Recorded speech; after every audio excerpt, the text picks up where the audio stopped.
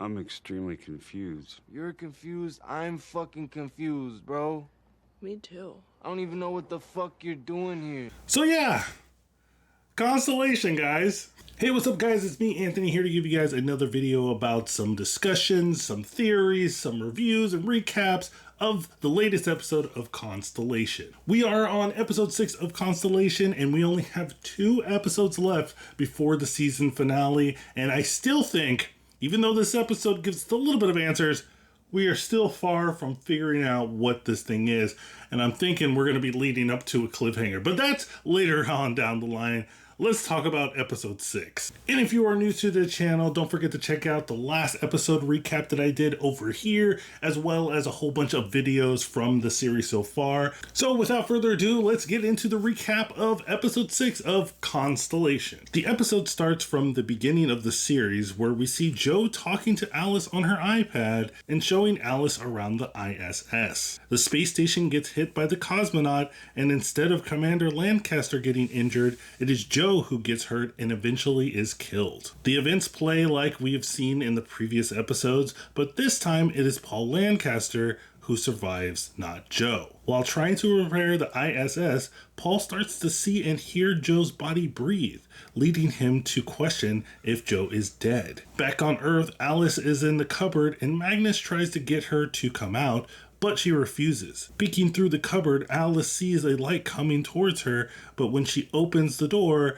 to see who it is, she sees no one is there. And I think we can safely assume that this is Joe from that time where she was on the ISS and then suddenly she's back on Earth and she hears the knocking on the cupboard. And that is this Alice that we're following now in the Paul Lancaster is alive reality. And she was the one in that cupboard, but when she opens it, the reality is kind of broken. And I'm going to be talking a little bit more about this in the theory section, so that was just a little bit of a tease for you guys. Back on the ISS, Paul is starting to wonder if Joe is still alive, so he starts a recording near her body. When he starts to play back the recording, he grabs his head in pain upon hearing the sound. Paul gets in contact with the station back on Earth and asks what are the protocols for a dead body. Paul says that he is concerned over Joe's laceration reopening during re-entry. Paul then takes Joe's body and leaves it back on another part of the ISS. When Paul touches Joe's hand, he sees her as if she is alive, but then she is back to being dead. Again, another nod to previous episodes that we've already seen, so things are slowly coming together. Paul tries to launch his escape pod, but just like Joe in another reality, a malfunction occurs as he needs someone on the other side to push the button. We then see the same shadowy figure that we saw in previous episodes appear and push the button, releasing the pod and allowing Paul to make his return to Earth. So in another video, I did theorize that Paul was the shadowy figure that pushed the button to help Joe in her reality get back to Earth.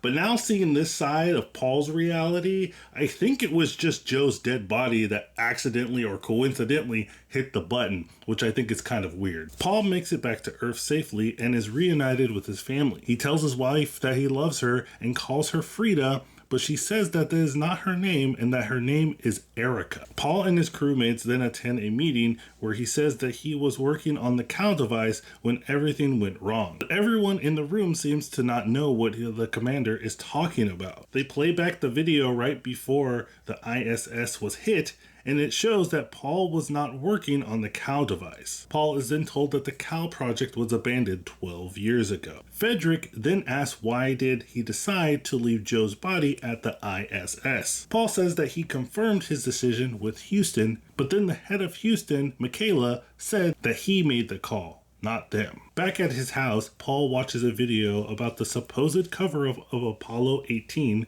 where Commander Caldera says that 2 men died. Paul goes and talks to Michaela and asks her where Henry is. Michaela looks confused and asks Paul, does he mean Bud Caldera? Paul explains to Michaela that he was working on the cow one moment and then the next he's not. He asks Michaela where Caldera is, and she says that she doesn't know, and that maybe he's dead or drunk, because Apollo 18 was NASA's biggest mess up. Paul and his family attend Joe's mourning ceremony, but Paul feels extremely guilty for leaving Joe up in space. He says that he made an excuse for why he was concerned about bringing her body back, and says that he was scared. Inside, Paul talks to his daughter, Wendy, and asks her if she has spoken to Alice. Wendy says that she can't talk to Alice anymore because she is jealous, and Paul says that she just lost her mother and tells her daughter to stop being an asshole. Damn! I mean, geez, dude. I mean, this is your young daughter. I mean, cool down a little bit. Wendy storms off and brings back Alice and tells her that her dad has something to say to her. Alice asks what it is, and Wendy says that Paul said that her mother might still be alive. Alice then turns to the staircase and sees the other Alice as she screams in terror. Paul is visibly shook by this and falls to the ground. Alice sees the other Alice get hugged by Joe and screams out for her mom, causing everyone at the ceremony to look at her before Magnus comes over to comfort her. Magnus says that this whole ceremony was a mistake and that they should go to Mexico to take some time off. Alice says that she wants to go to her mom's cabin instead, and Magnus agrees. Paul finds Bud Caldera and asks him to help him find out what is going on. He tells Bud that he trained under him at NASA and that he is his hero. Bud says that he is no hero and that 2 men died back at Apollo 18. Paul says that they didn't die and that Bud saved them. Bud says that they can't go back and that Paul needs to take his pills because this is what had happened. It may not be what he thought had happened, but this is what it is. Bud tells Paul to leave and takes out a gun and fires it at Paul. Back at the cabin, Joe drives up and Alice, who is inside the cabin, looks at her mother in shock as the episode ends. Whoa, so there's a lot of stuff to unpack here, but as an episode as a whole, I really enjoyed this episode. I did like that we got to see the perspective from the Paul in a different reality, and we'll get into what I think what reality he is in, and where the live Joe is in. We'll get into that in the theory section, but whoa. This episode is crazy. But I do think that this episode does give us some answers to the questions that we had in the previous episode. It doesn't give us everything, and if anything, it probably creates more questions than it does give us answers, but there are some answers given here. And I like that about this show so far because it just gives us a little bit of information and then adds more questions onto it. So it just, keeps up the mystery. So I thought this episode was pretty solid. It was really a great bounce back from the last episode. I know, the last episode was okay for me. I still enjoyed it, but this episode 6 is probably like back to form for me for Constellation. But what do you think about the episode? Let me know in the comments down below. Did you like it? Did you hate it? Do you think that Paul went a little bit too harsh on his daughter for calling an 11-year-old or 10-year-old an asshole? What the heck was that? But now we'll get into the theory section of the video, and this is where I just talk about some stuff that I found interesting in the episode, some theories that I have, and then I ask you guys, hey, what do you think about this? Is my theory just weird or stupid? Or do you think that there's some credit to it? And what are your guys' theories? Let me know in the comments. But the first thing that I want to say is I want to give myself a round of applause because I think I called this. I think I called that there was probably multiple realities. I know some of you in the comments are saying there's only one reality, there's only 2 reality. I think there's 3 realities here. And here is my explanation. So we have dead Joe switch places with the alive Joe in a different reality. So the alive Joe in a different reality is now dead because she switched. And then the alive Paul switched places with the dead Paul, and now he's in that reality. You following me yet? And then I think there is also another Joe in another reality that we haven't really focused that much on. We've seen her a little bit. And I know a lot of you have been commenting when I do talk about that. The beginning of this series, we do see Joe go to a cabin and she's like, I don't know if you're my daughter and everything. I think that's an entirely separate Joe than the Joe that we have been following for the most part. The Joe that's like, I didn't know I had a piano in my house, all that stuff. I think that's a different Joe than the dead Joe. And then there's another Joe, if that makes sense. It's crazy, this show. But even if there isn't another Joe there, I still think that there is a third reality or a blurred reality where it's kind of a mixture of the two. Similar to what Henry Caldera said about the whole realities, one being white, one being black, and then there's one in the middle being gray. So I think even that segment alone kind of confirms that there's three realities just by what Henry said in that episode. But as always, guys, let me know what you think in the comments down below. I'm really interested to see what you guys think. You guys always have some interesting and, outlandish sometimes comments, and it's really fun to enjoy and just to talk to you guys about it and what you guys think. Let me know in the comments down below. The other theory that I have is with the necklace bracelet thing that Alice has hanging on her cupboard. I was going back and forth with my thoughts on this, but this is what I have come up with. So in the previous episodes, we see Jo in the ISS, and she is taking the bracelet, Alice's bracelet, home with her back on Earth.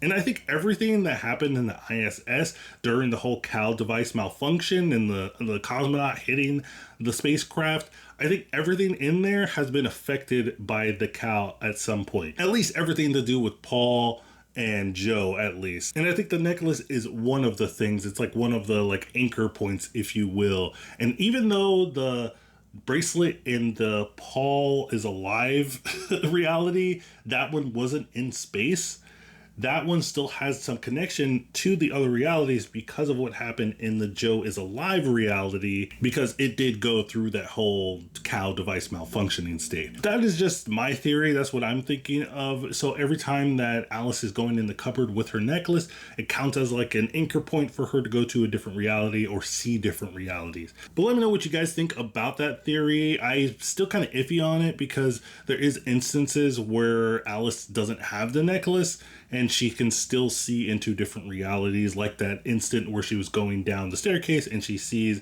another version of her, and she sees Paul Lancaster and she sees her mom dead, a picture of her mom, and it's during the ceremony. So there is that, but let me know what you guys think in the comments down below. Now, the next thing that I want to talk about is the changeling painting. Now, we've been seeing this multiple times in multiple episodes, and we've seen it change from I guess I'll say a light version and a dark version. And this is the second time we're seeing the dark version of this. And I think that just basically is an indicator of what reality we're in, the two realities that we've seen for the most part. And it kind of reminds me of Stranger Things, where there's two different realities. There's the real world and then there's the upside down world. And in the upside down world, everything mirrors the real world, but it's dark and upside down-y.